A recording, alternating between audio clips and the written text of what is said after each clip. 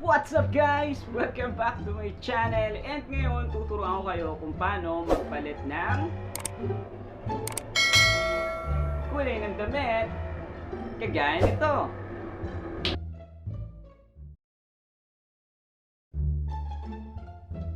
Ayos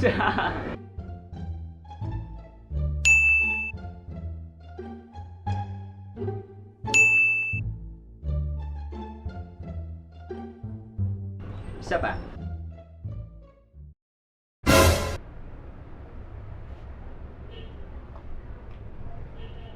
Okay guys, so nandito na tayo sa loob ng Kinemaster Pro. Ang first step na gagawin natin is mag-i-insert tayo ng solid background. So, check. Then, expand lang natin yung duration nya. Then, balik tayo sa umpisa ng project natin. Then, insert natin yung video clips na ni-record natin.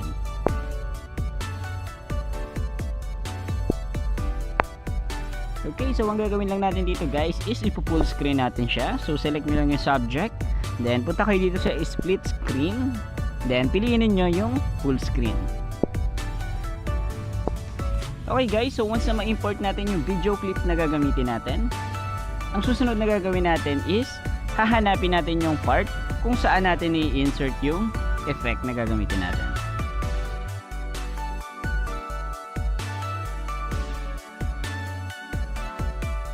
Okay guys, so ito yung part kung saan mag-a-appear yung first color natin. So magagawin ko lang dito guys is i-expand ko siya. So expand lang natin para mas madali natin makuha.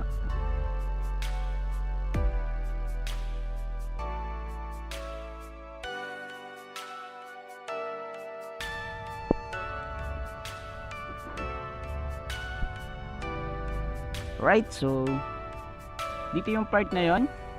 So ang gagawin ko dito guys is i-split ko to or i-trim natin. And so split at playhead. And then check. Then pati yung video clip is ganun din yung gagawin natin, is i-trim din natin. Split at playhead din. Then check lang. Then after natin i-trim yung clip is i-duplicate natin siya. Select nyo lang siya, then duplicate. So once na ma-duplicate na natin siya guys, ang gagawin naman natin ngayon ay i-insert na natin yung chroma key effect. Okay, so select lang natin yung first layer. Then dito sa right side, piliin lang natin yung chroma key. Then i-on lang natin or i-enable natin. Then piliin lang natin kung ano yung kulay nung suot nating damit. Okay, so for example sa akin, color green.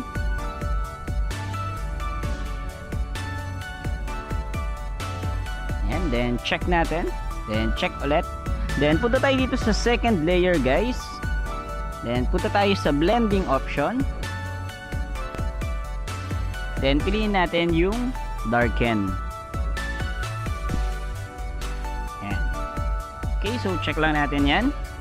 Then once darken na yung second layer natin, balik tayo dito sa first layer, then punta ulit tayo dito sa chroma key. Then, i-start natin siyang i-adjust.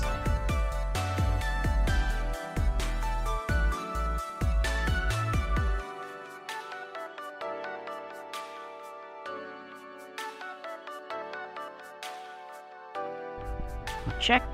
Then, kapag na-adjust na natin yung chroma key natin guys, ang susunod na step na gagawin natin is papalitan natin ng kulay yung solid color. Okay, so select lang natin yung solid color. Then, i-click lang natin tong color fill nya.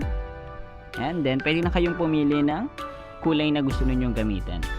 Right? So, yung tip ko dito sa tricks na to guys is huwag kayong pipili ng light color. Okay? So, medyo darken yung piliin natin. For example, sa akin, red. And so, ito yung unang color na gusto ko mag-a-appear.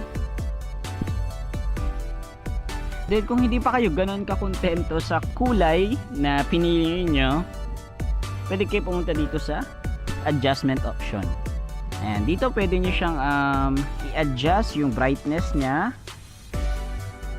And so yung contrast niya. Okay. So, and then yung saturation niya. Okay? So once okay na kayo dyan guys, press nyo lang yung check. Then i-play natin para makita natin yung output.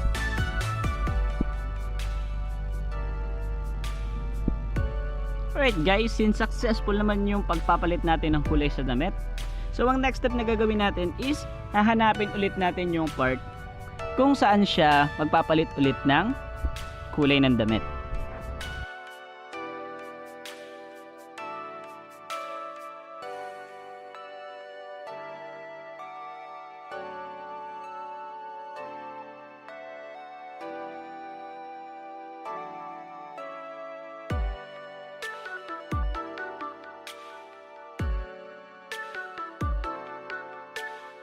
Okay guys, so once na mahanap na natin yung mga part kung saan magpapalit ng kulay ng damit, so ang gagawin natin dito guys is simple na lang, no? Papalitan na lang natin yung kulay nung solid color na background natin. So same lang kanina, ganun pa din. Click nyo lang yung color fill. Then pili kayo ng kulay na gusto ninyo.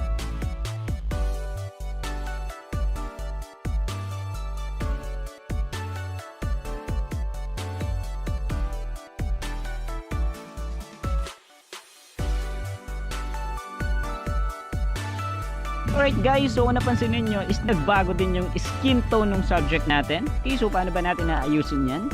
So simple lang.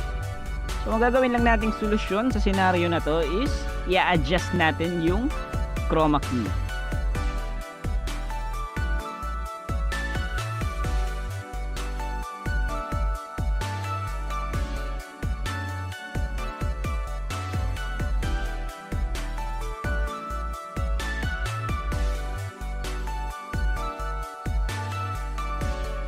Alright guys, so after natin ma-adjust yung skin tone, balik na tayo sa pinakadulong clip. Okay, so adjust ulit natin yung duration nito. Mga 40 something. Okay, check.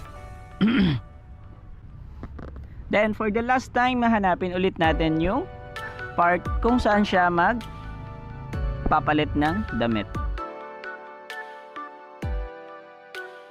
Okay, so kagaya lang din sa mga previous layer na ginawa natin, is i-split lang din natin.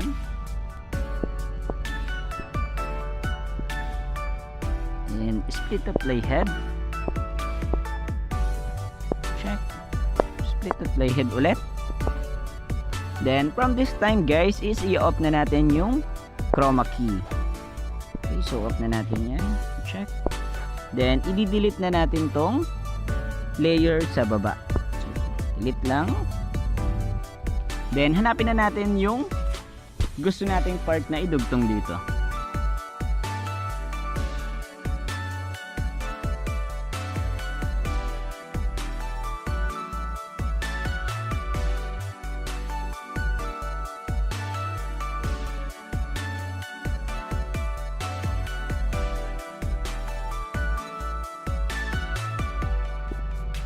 Alright guys, so eto na yung part na yon. Ito na yung part na gusto kong kasunod nung naunang clip or naunang layer.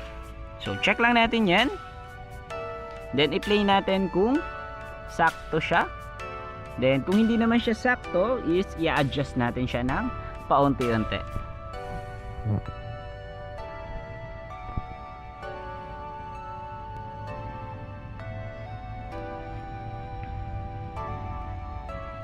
Okay guys, so kung napansin niyo is medyo matagal yung paghatak ko sa damit, which is naging cause ng delay dun sa transition natin or dun sa pag-cut natin.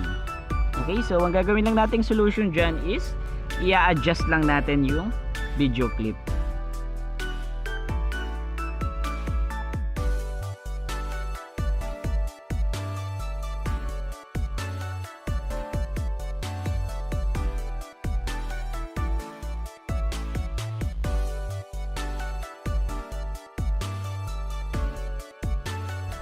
Alright guys, so that's it.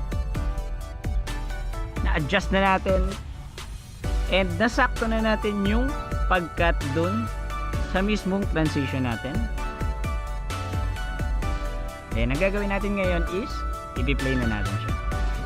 Alright guys, thank you for watching. Sana may natutunan kayo kahit kung ano-ano na ng mga pinagsasabi natin dito, no? Yan. Then, kung bago ka sa channel ko, huwag mo naman kakalimutang mag-like and i-share mo na rin yung video ko para merry ang Christmas natin. Okay? So, see you next video. Bye-bye!